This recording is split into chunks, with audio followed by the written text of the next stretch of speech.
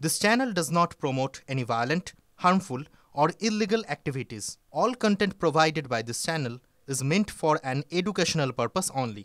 এই কদিন রাজ্য রাজনীতিতে চর্চা চলছিল যে বোলপুরের আইসিকে কিভাবে কদর্য ভাষায় আক্রমণ করেছেন অনুব্রত মণ্ডল। আজ সকাল থেকে আবার কি খবর আসতে শুরু করেছে জানেন? মানে একজন অনুব্রত মণ্ডলের অনুগামী, যিনি আবার বীরভূমের তৃণমূল ছাত্র পরিষদের সভাপতি বিক্রমজিৎ সাউ, তিনি কিভাবে ভিডিও করে বোলপুরের আইসি লিটন হালদারকে বেলাগাম আক্রমণ করছেন। তৃণমূল ছাত্র পরিষদের সভাপতি বীরভূমের সভাপতি বিক্রমজিৎ সাউয়ের বক্তব্য। রাজনৈতিক মহলে অনেকেই বলছেন শিষ্যের যখন এই কথা, তাহলে গুরুর কথা একটু শোনা যাক। অনুব্রত মণ্ডল তিনি আইসিকে কি হুমকি দিয়েছিলেন, একবার তার বক্তব্য শুনি। হ্যালো, হ্যাঁ বলুন। তোর পশু ডেপুটেশন দিয়ে তোর বাংলো বলতে যাব, তোকে বার করে নিয়ে আসবো। আপনি কি বলছেন? আমি অনুব্রত মণ্ডল বলছি। তোর বউ দারুণ দেখতে, আমাকে যে নিয়ে এসছে এটা বল। তুই ফোনে রেকর্ড করছিস, আমি সব জানি। পশু যখন ডেপুটেশন দেবে না, তোকে কোয়ার্টার থেকে মারতে মারতে নিয়ে আস। না কি হয়েছে, মানে ঘটনাটা কি? পশু তো কাল পশু ডেপুটেশনের ডেট কর বার করে 13,000 বোলপুরের লোক হয়েছে না? 13,000? 12,000 লোক হয়েছিল বোলপুরে, প্রচুর লোক। কথা বলেছি তোর মাকে ইচ্ছা হচ্ছে রে বউকে। আপনি আপনি আপনি একজন দায়িত্বপ্রাপ্ত লোক, আপনি এভাবে কথা বলছেন? হ্যাঁ, হ্যালো রাজীব কুমার, আমি অনুব্রত মণ্ডল বলছি। সরবে না নাকি? পশু ডেপুটেশন দিয়েছি, মারবে কি? মারবো দেখুন আমি। আমার 10,000 লোক হয়েছে বোলপুরে,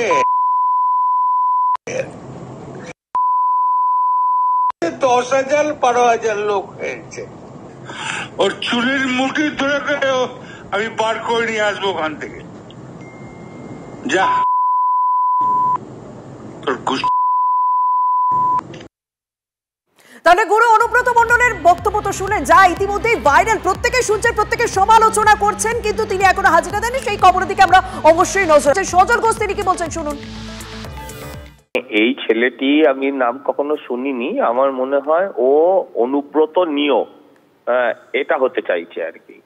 হ্যাঁ, যেটা অনুব্রত এতদিন করতো। হ্যাঁ, দুর্ভাগ্যের বিষয় হলো সেই পুলিশ অনুব্রত এখনো অব্দি একটা চুলও ধরতে পারিনি, কেশাগ্র স্পর্শ করতে পারিনি, এবং আমার মনে হয় আগামী দিনও পারবে না। আর এখন এই পাড়ার কুচো চাটানা যে সমস্ত এলাকার যারা আছে তৃণমূলের তোলাবাজ, হ্যাঁ, তারা এবার পুলিশকে থ্রেট করছে। পুলিশ যদি নিজেই থ্রেট কালচারের শিকার হয়, দেখুন সত্যি কথা যদি বলি, পুলিশ গালাগাল খেলে আমাদের কখনো রাগ হয় না। মাকে গালাগাল দিলে খারাপ লাগে, তার মায়ের কথা ভেবে, স্ত্রীর কথা ভেবে। কিন্তু যে পুলিশ শিক্ষক পেটায়, যে পুলিশ একদম পরাক্রম দেখিয়ে শিক্ষকদের কলার ধরে গাড়িতে তোলে, যে পুলিশ আমাদের মতন যারা বিরোধী দলের কর্মী তাদেরকে কুকুর ছাগলের মতন পেটায়, তাদের যদি খিস্তি করে কেউ হুমকি দেয়, আমার ভালো লাগে। বিরোধীরা কি ভাবছেন, কি বলছেন আপনারা শুনলেন, কিন্তু আজকে দ্বিতীয় হাজিরাও কিন্তু অনুব্রত মণ্ডল এড়িয়ে গিয়েছেন, আইনজীবীদের পাঠিয়েছেন এবং তাদের মারফত এ বার্তা দেওয়ার চেষ্টা হয়েছে যে অনুব্রত মণ্ডল তিনি অসুস্থ, এক প্রকার বেড রেস্টে আছেন তিনি। কিন্তু গতকাল এই অসুস্থতার পরেও তাকে তার দলীয় কার্যালয় পার্টি অফিসে দেখা গিয়েছে। আজ শান্তিনিকেতনে এসডিপি অফিসে তিনি হাজিরা দেননি ঠিকই, গতকালও দেননি, আজকে দ্বিতীয় ডেডলাইন ছিল, আজকেও যাননি তিনি, কিন্তু গতকাল তাকে দেখতে পাওয়া যাচ্ছে। শুধু তাই নয়, তার অনুগামীরা তারা এবার এহেন ন্যারেটিভ তৈরি করারও চেষ্টা করছেন যে এআই। প্রশ্ন হচ্ছে যদি এআই তারা এখন বলছেন, কিন্তু তার আগেও তারা নিশ্চয়ই জানেন এআই তত্ত্ব এক্ষেত্রে কতটা খাড়া করা যাবে আমরা জানি না। আমার সহকর্মী হিমাদ্রি এই মুহূর্তে আমার সঙ্গে। হিমাদ্রি, আজ অনুব্রতর অনুগামীরা তারা বলছেন যে এআই, কিন্তু তারা কি এটা জানেন না যে অনুব্রত নিজে স্বীকার করে নিয়েছেন তিনি অন্যায় করেছেন, ভুল করেছেন, দলের বিড়ম্বনা বাড়িয়েছেন। এবার তার ওপর কোন শাস্তির খাড়া নেমে আসে এটা শুধু সময়ের অপেক্ষা। তাহলে এখন এই গগনবাবুদের এহেন এআই ন্যারেটিভ কি আদৌ কাজে দেবে? দেখো, সেটাই দেখার বিষয়। যখন অনুব্রত মণ্ডল নিজে স্বীকার করে নিয়েছেন, লিখিতভাবে স্বীকার করেছেন, ভিডিও বার্তার মাধ্যমে স্বীকার করেছেন যে এই কাজ তার করা ভুল হয়েছে, তারপর দুদিন পর হঠাৎ আজকে গগন সরকার তার অনুগামী তিনি একদিকে যেমন বলছেন যে এআই দিয়ে বানানো হয়েছে, দলের একাংশ এর সাথে যুক্ত থাকতে পারে এই অডিওকে ছড়িয়ে দেওয়ার জন্য গোষ্ঠীদ্বন্দ্ব টেনে আনছেন, অপরদিকে তার আইনজীবী তিনি বলছেন ষড়যন্ত্রের শিকার হয়েছে, গগন সরকারের মতো একই সুরে তার আইনজীবী কথা বলছেন।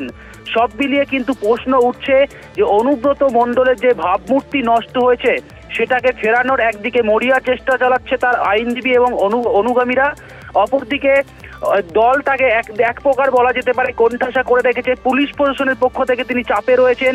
এই মতো অবস্থায় তিনি বলছেন, গতকাল বলেছিলেন শারীরিক অবস্থা খারাপ, হাজিরা দিতে পারবেন না, তারপর দেখা গেল 3:50 নাগাদ প্রত্যেক দিনের মতো তিনি অনুব্রত মণ্ডল তার যে জেলা সেখানে গেলেন, সেখানে মিটিং করলেন, তারপর 7:30 8টার দিকে সেখান থেকে আবার বেরিয়েও গেলেন।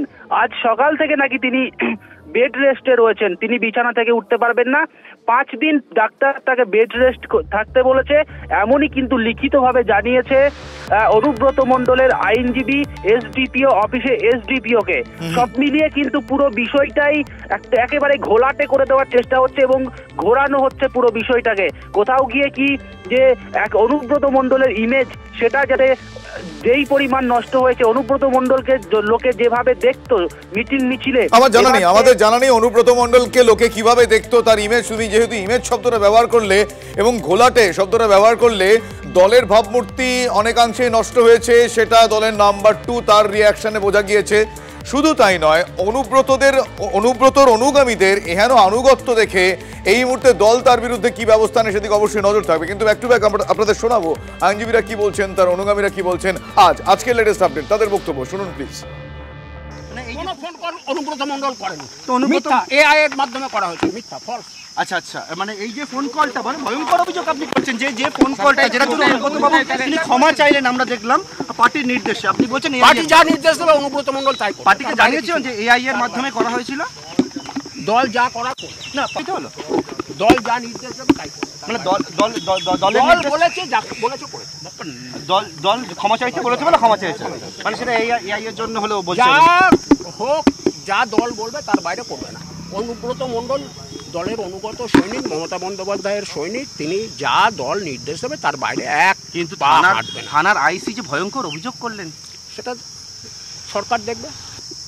এটাতে বিজেপি যুক্ত থাকতে পারে, দলের একাংশ যুক্ত থাকতে পারে, কে যুক্ত আছে এটা তো তদন্ত না হলে বলা যাবে না।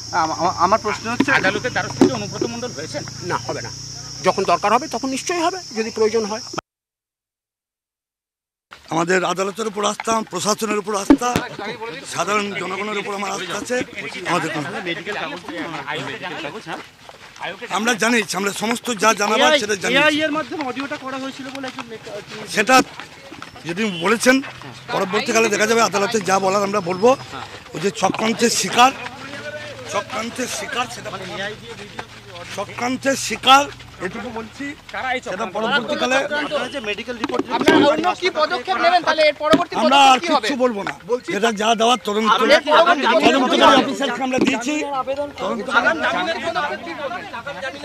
আমরা তদন্তকারী অফিসারকে যা বলার বলেছি। আপনি পুলিশকে কি জানালেন একটু বলে দিন। আমরা জানি, যেটা জানিয়েছি সেটা মানে অসুস্থ সেটা জানেন, অসুস্থ যেটা জানানো আইনের মোতাবেক জানিয়েছি।